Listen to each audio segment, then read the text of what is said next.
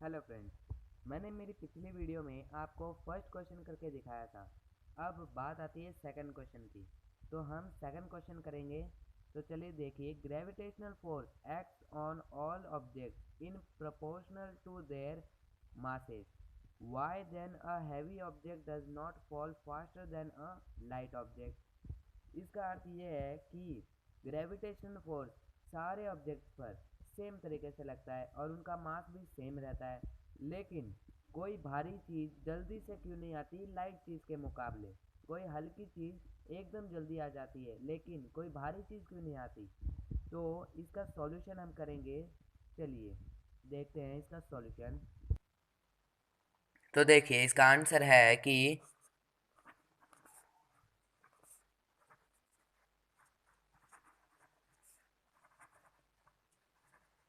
Due to acceleration, आप bracket में gravity भी लिख सकते हैं। Due to acceleration gravity, the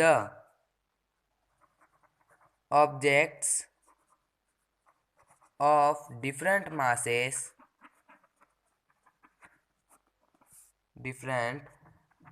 masses have equal velocity.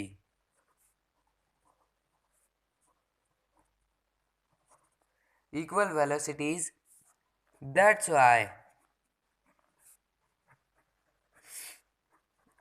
the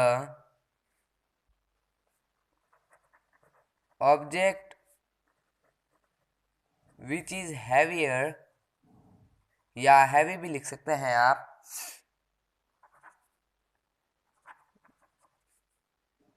does not fall faster than the light object.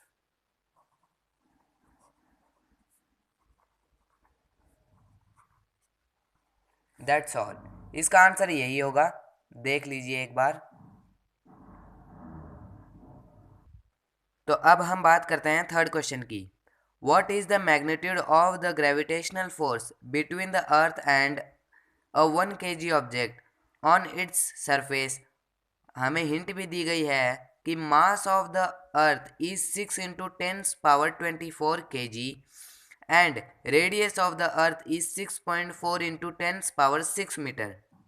तो अब इस क्वेश्चन में हमें ये बताया गया है कि कोई ग्रेविटेशनल फोर्स जिसका मैग्नीट्यूड अर्थ के अंदर कोई सी ऑब्जेक्ट का 1 kg है, तो उसका जो मास होगा, मतलब उसका वजन, वो कितना होगा।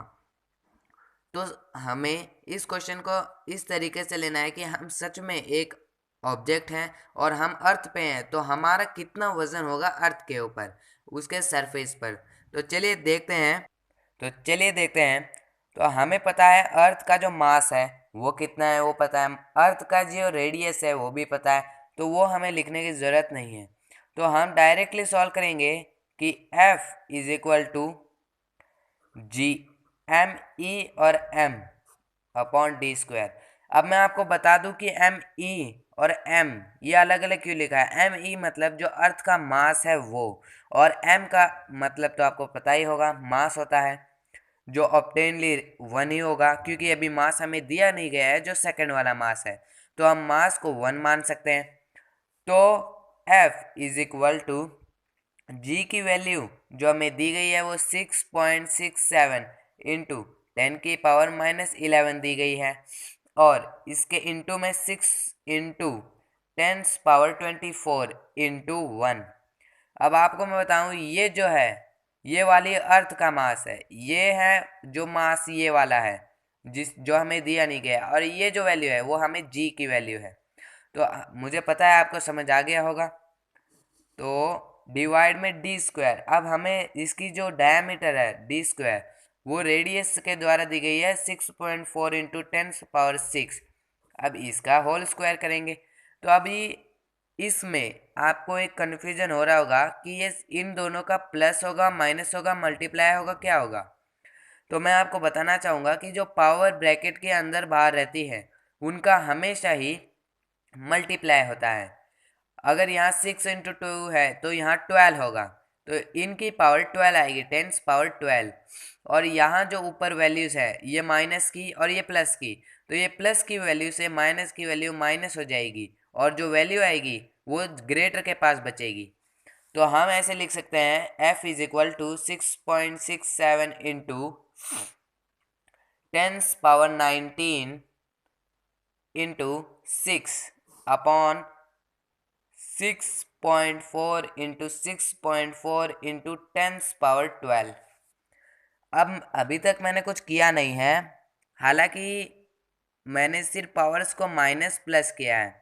और अगर आपको लगता है कि ये 19 यहाँ सही है तो मैं आपको बता दूँ, मैंने आपको चेक करने के लिए कहा, क्योंकि यहाँ पे हमारा पावर आएगा 13, क्योंकि 13 इसीलिए 24 में से अगर 11 माइनस होता है तो वहाँ 13 बचता है। अब देखिए हमारे पास कैलकुलेशन के लिए बहुत कुछ है, लेकिन हम इनमें से कुछ माइनस भी कर सकते हैं। तो पावर से अगर पावर माइनस हो जाएगी तो हमारे पास 10 ही बचेगा। तो आप ऊपर लीजिए या नीचे कहीं भी ले लीजिए, 6.67 इंटू 6 अपॉन 6.4 इंटू 6.4। तो आप इन सब को सॉल्व करोगे तो मैं ऊपर लूँगा 10, क्योंकि हमारे पास एक 10 बचा है। तो अब देखिए इन दोनों को मल्टीप्लाई करके और इन तीनों को मल्टीप्लाई करके डिवाइड करें तो हमारे पास f की वैल्यू आ जाएगी, वो आएगी 9.8 न्यूटन। ये हमारा आंसर हो जाएगा थर्ड का। तो चलिए अब हमारे फोर्थ क्वेश्चन के ऊपर चलते हैं हम। फोर्थ क्वेश्चन देखिए, the earth and the moon are attracted to each other by gravitational force. ये बात सही है और एकदम सच्ची है। Does the earth attract the moon with a force that is greater or smaller or the same as the force with which the moon attracts the earth, why? तो इस क्वेश्चन में हमें ये बताया गया है कि जो अर्थ है वो मून को अट्रैक्ट करती है और मून भी अर्थ को अट्रैक्ट करता है ग्रेविटेशनल के द्वारा। लेकिन जो अर्थ है वो मून के करीब क्यों नहीं जाती, या फिर मून अर्थ के करीब क्यों नहीं आता, इसका रीज़न दीजिए। तो हम इसका रीज़न देंगे कि अकॉर्डिंग टू द थर्ड और सेकेंड लॉ ऑफ मोशन, हम थर्ड का नहीं लेंगे क्योंकि वो एक्शन रिएक्शन था। हालांकि वो एक प्लेनेट में और दूसरे प्लेनेट में होता है। देखिए किस तरीके से, ये है हमारा अर्थ और ये है हमारी मून। तो आपको मैं बता दूं, इसे मैंने नाम दे दिया एम और इसे दे दिया ई, ताकि अर्थ और मून में फ़र्क जान सको। तो यहाँ पे एक्शन रिएक्शन होता है, जितना फोर्स अर्थ लगाती है उतना ही फोर्स मून हमारे अर्थ की तरफ लगाता है। तो उसकी वजह से दोनों के बीच में जो डिस्टेंस है वो सेम बनी रहती है, क्योंकि एक्शन रिएक्शन का अर्थ ये होता है कि जितना फोर्स आप किसी ऑब्जेक्ट पे लगाओगे तो वो भी उतना ही फोर्स आप पर वापस से प्रहार करेगी, या फिर आपको उतना ही फोर्स से उसे झेलना पड़ेगा। क्योंकि अगर अर्थ ने 5 न्यूटन का फोर्स लगा दिया मून पर,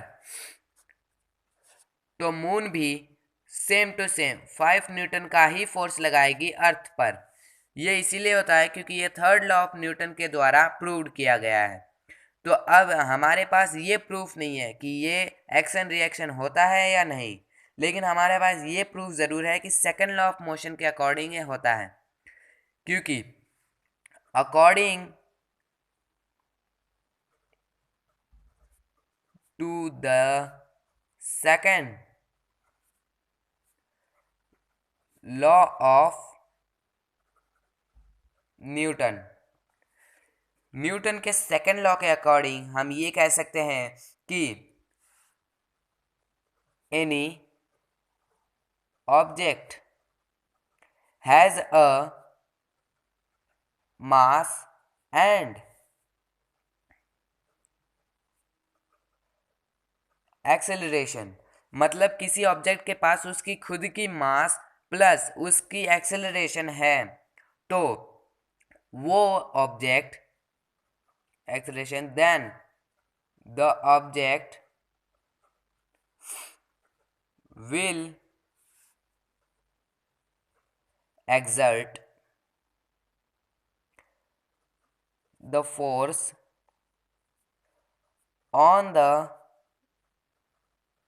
other object।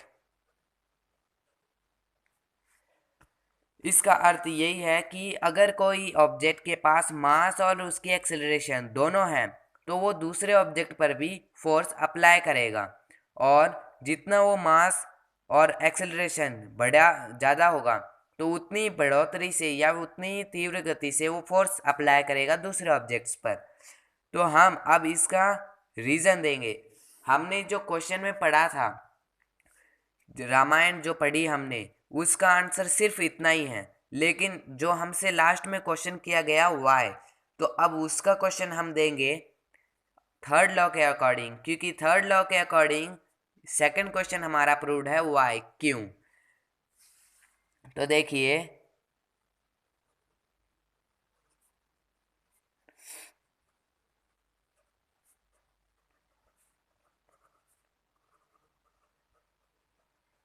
according to the third law of Newton, every object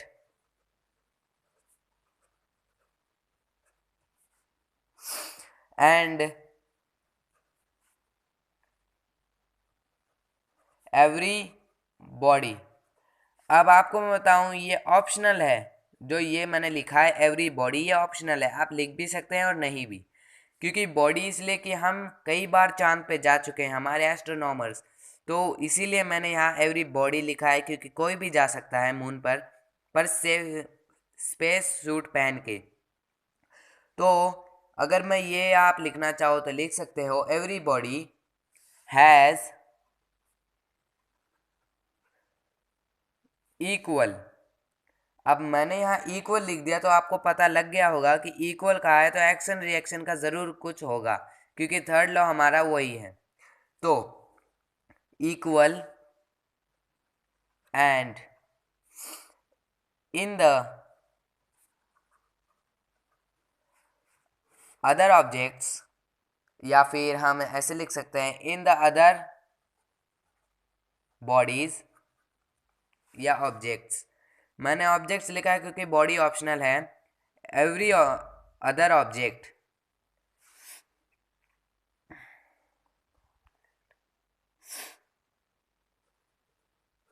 sends an opposite direction force। इसका मतलब कि कोई भी ऑब्जेक्ट वो अपोजिट डायरेक्शन में एक फोर्स सेंड करता है दूसरे ऑब्जेक्ट पर, और that's why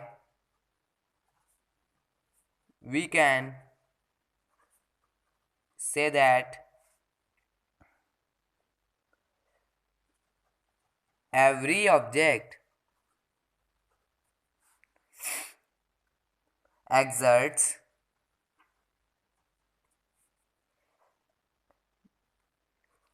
by form of both earth and moon. मतलब कि कोई भी ऑब्जेक्ट ये किसका रूप है, अर्थ और मून के जैसा ही है, क्योंकि अर्थ और मून एक्शन रिएक्शन एक दूसरे पर करते रहते हैं। तो इसका अर्थ ये हुआ कि कोई भी प्लेनेट, कोई भी ऑब्जेक्ट हो, वो स्पेस में हो या अर्थ पे हो, वो एक्शन रिएक्शन करता ज़रूर है। तो इस क्वेश्चन का आंसर यही है। Thank you. आपको ये वीडियो अच्छी लगी हो तो प्लीज़ लाइक, शेयर और कमेंट ज़रूर कीजिएगा, और प्लीज़ प्लीज़ प्लीज़ सब्सक्राइब करना भूलिएगा मत, प्लीज़।